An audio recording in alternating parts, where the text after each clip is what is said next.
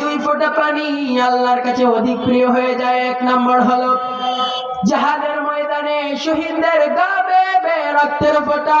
দুই নম্বর হলো অনুতপ্ত বান্দারা যখন আল্লাহর কাছে আসামির কাঠগড়ায় দাঁড়িয়ে হাজিরা দিয়ে দেয়, সেই সময় বলে আল্লাহ জীবনে অনেক গুনাহ করেছি, আর গুনাহ করব না, আমাকে মাফ করে দিয়ে দাও।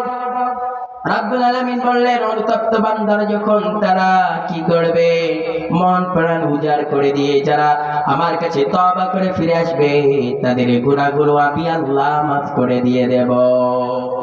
এই জন্য আমাদের অনুতপ্ত হওয়ার দরকার আছে না নাই?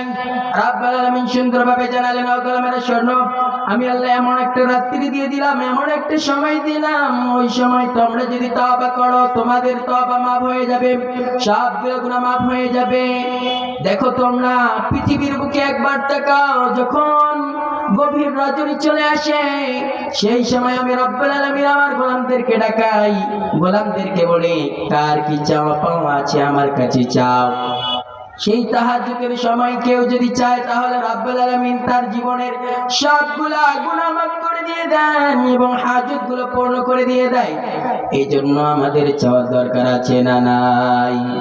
তাহাজ্জুদের জায়নামাজে মরণ দিও প্রভু আমায়, ইকামতে দ্বীনের কাজে কবুল করে নিও আমায়।